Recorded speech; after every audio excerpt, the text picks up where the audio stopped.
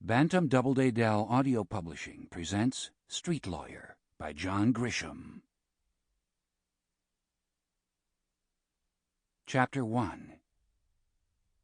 The man with the rubber boots stepped into the elevator behind me, but I didn't see him at first. I smelled him, though, the pungent odor of smoke and cheap wine and life on the street without soap.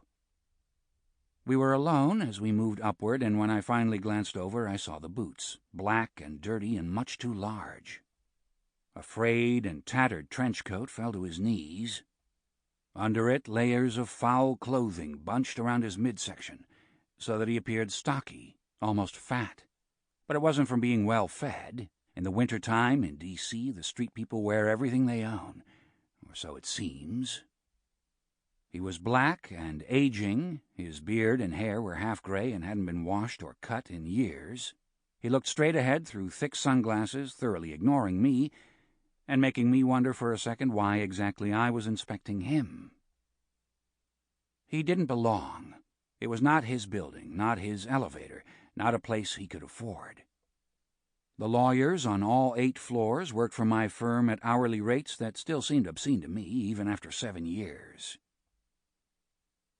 Just another street bum in from the cold. Happened all the time in downtown Washington. But we had security guards to deal with the riffraff. We stopped at 6, and I noticed for the first time that he had not pushed a button, had not selected a floor. He was following me. I made a quick exit, and as I stepped into the splendid marble foyer of Drake and Sweeney, I glanced over my shoulder just long enough to see him standing in the elevator, looking at nothing, still ignoring me. Madame Devier, one of our very resilient receptionists, greeted me with her typical look of disdain. "Watch the elevator," I said. "Why?" "Street bum. You may want to call security." "Those people," she said in her affected French accent. "Get some disinfectant, too." I walked away, wrestling my overcoat off my shoulders, forgetting the man with the rubber boots. I had non-stop meetings throughout the afternoon, important conferences with important people. I turned the corner and was about to say something to Polly, my secretary, when I heard the first shot. Madame Devier was standing behind her desk, petrified, staring into the barrel of an awfully long handgun held by our pal, the street bum. Since I was the first one to come to her aid, he politely aimed it at me, and I, too, became rigid. "Don't shoot," I said, hands in the air. I'd seen enough movies to know precisely what to do. "Shut up," he mumbled with a great deal of composure.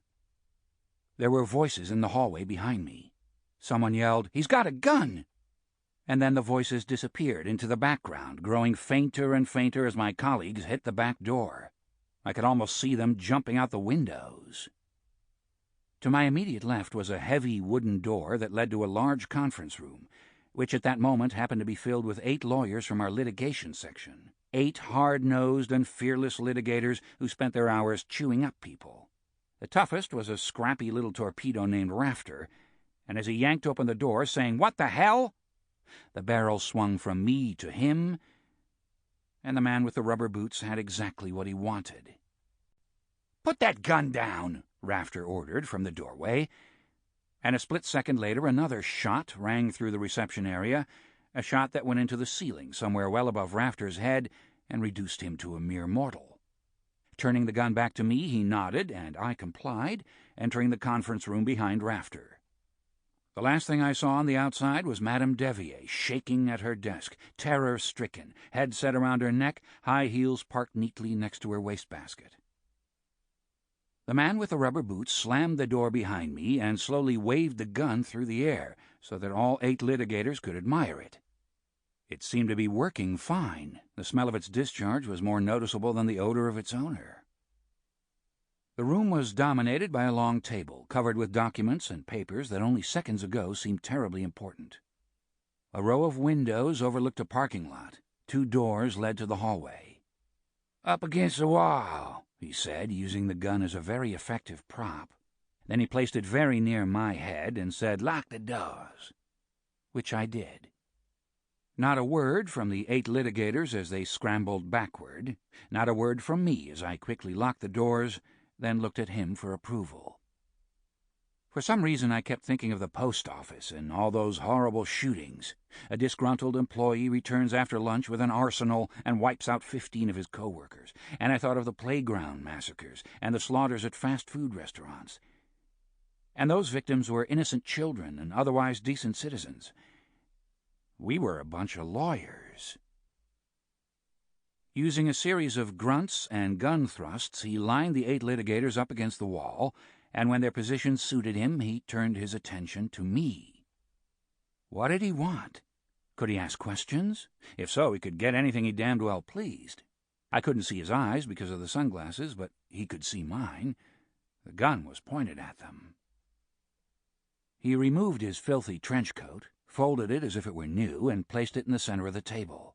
The smell that had bothered me in the elevator was back, but not important now. He stood at the end of the table and slowly removed the next layer, a bulky gray cardigan.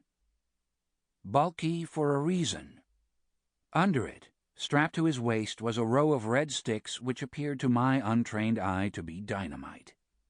Wires ran like colored spaghetti from the tops and bottoms of the sticks, and silver duct tape kept things attached. My first instinct was to bolt, to lunge with arms and legs flapping and flailing for the door, and hope for luck, hope for a bad shot as I scrambled for the lock, then another bad shot as I fell through the doorway into the hallway. But my knees shook, and my blood ran cold.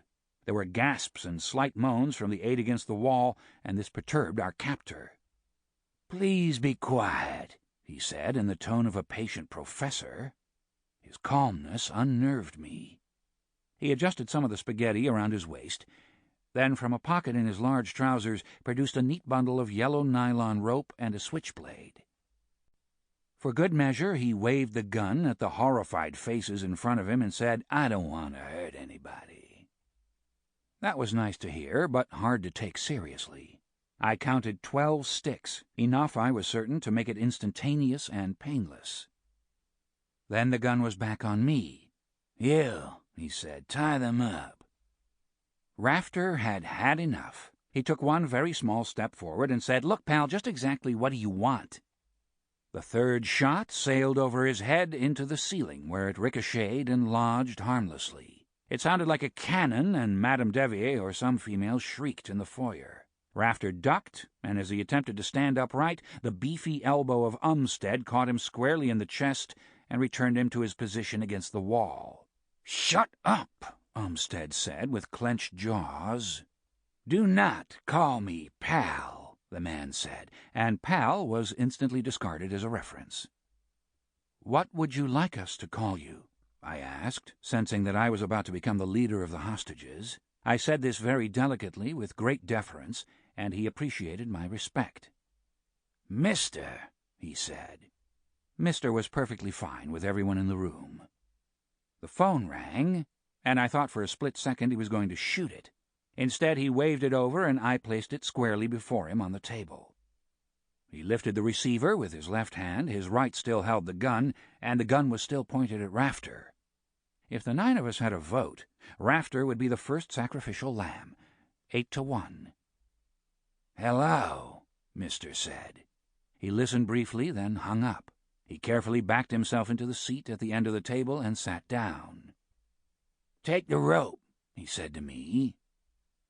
He wanted all 8 of them attached at the wrists. I cut rope and tied knots and tried my best not to look at the faces of my colleagues as I hastened their deaths. I could feel the gun at my back. He wanted them bound tightly, and I made a show of practically drawing blood while leaving as much slack as possible. Rafter mumbled something under his breath, and I wanted to slap him. Umstead was able to flex his wrists so that the ropes almost fell loose when I finished with him. Malamud was sweating and breathing rapidly. He was the oldest, the only partner, and 2 years past his first heart attack. I couldn't help but look at Barry Nuzzo, my one friend in the bunch.